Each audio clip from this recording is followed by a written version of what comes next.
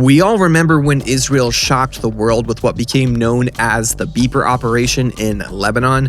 But if you thought that was crazy, Israel just took it to the next level. The world of geopolitics is reeling right now as Israel just sent fighter jets over 1,000 miles to take out the entirety of Hamas's leadership in Qatar, of all places. We have so much to unpack here as to exactly how Israel did this, the US's involvement, and what this means for the future of the Gaza war, the Middle East, and the world more at large. Yesterday evening, reports started surfacing about explosions heard in Qatar, and eventually details began coming in as to what had actually happened. The IDF, together with the Shin Bet, had struck an apartment building in Doha with 12 missiles, eliminating most of the Hamas leadership who were in a meeting to supposedly talk about the hostage negotiations. This is the same leadership, by the way, who has been living in luxury in Qatar for years, hosted by the Qatarian government, and the same leadership that actively planned and eventually put into action the horrific attack of October 7th. This is the same leadership who are seen in this video watching and celebrating the massacre of October 7th from Qatar on live TV. طلع جنب الإسرائيلي سجدة الشكر إن شاء الله على هذا النصر اللهم أتم نصرك وعزتنا يا رب لشعبنا وأمتنا الله أكبر. This is the first time since the Entebbe Operation in 1976 that Israel has struck targets in a country that is not officially an enemy state.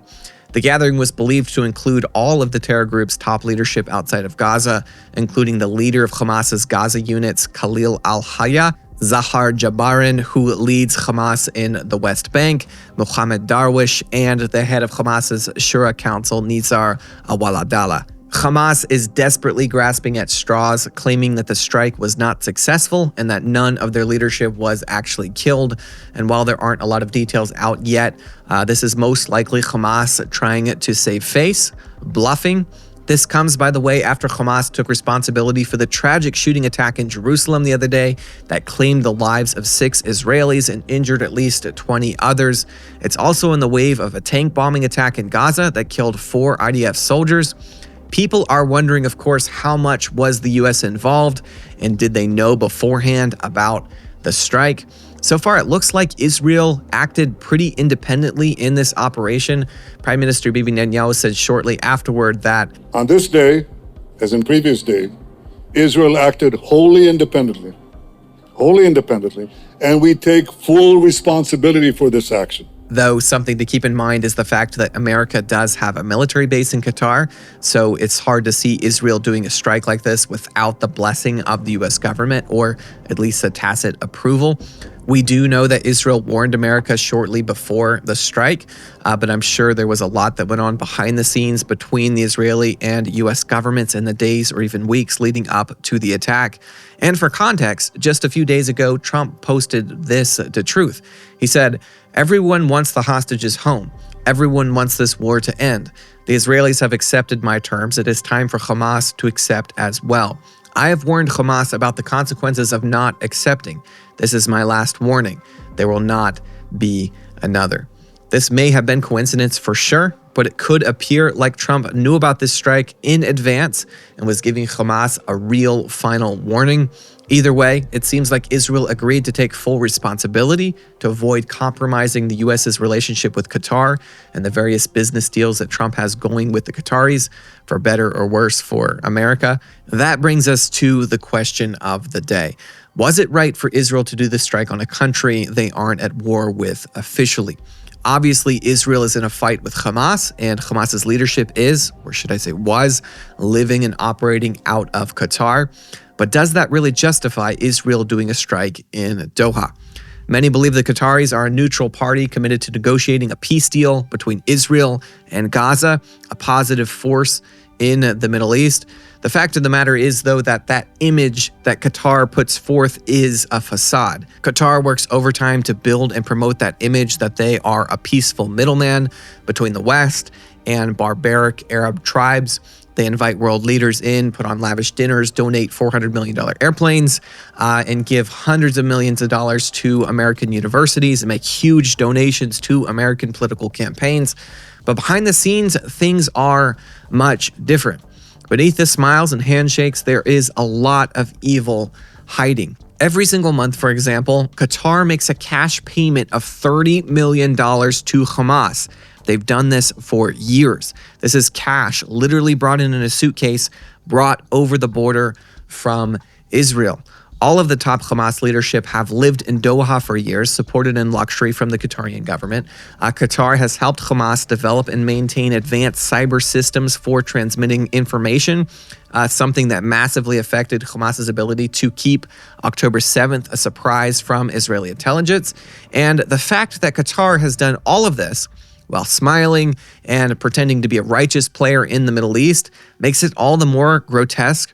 Hamas is basically doing their dirty work for them, doing the actual slaughtering of Jews, while the Qataris and Iranians pay for it and support it technologically. I mean, the fact that since October 7th, no one has questioned the fact that Hamas leadership continue to live openly in Doha is kind of amazing. They have the gall to order the death of thousands of people while their servants bring them caviar dinners served on gold. Are we all supposed to just shrug and pretend that that's not happening? Just pretend that Qatar is some kind of a neutral player in the Middle East, even though they haven't lifted a finger to arrest the entire Hamas leadership and hand them over to the Israeli courts like they should have done years ago? I think an amazing thing that is coming out of this massive conflict in the Middle East over the last couple of years is clarity. Israel has really taken the gloves off in exposing who our enemies are and who our friends are. For far too long, we have had this advanced charade going on where we do these dances with countries all over the world, shaking hands, exchanging cash, doing business deals, while ignoring the knife in their other hand. And Israel has finally called the bluff. Iran was funding Hamas and Hezbollah and building nuclear bombs to destroy Israel. And enough. Israel took care of the problem.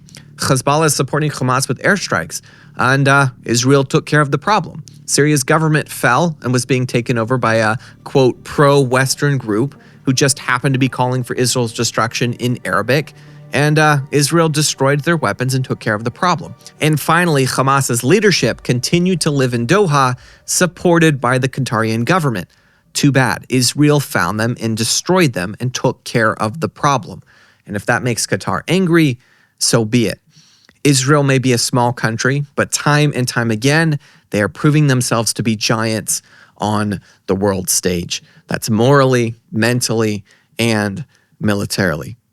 Guys, before I go, bringing you accurate information about what is happening in Israel and the Middle East like we do in these videos isn't easy or cheap, and we would like to ask you, if you find value in this channel and the information we are bringing to the world every week, please consider joining our team in producing these videos by supporting us monthly. If you were able to do this, we have a special access Telegram group with behind-the-scenes content, updates on our volunteer work in Israel, special store discounts, prayer requests, and more specifically for our monthly donors. If you would like to join us, you can go to theisraelguys.com/donate or click the link in the description below. As always, thanks for watching.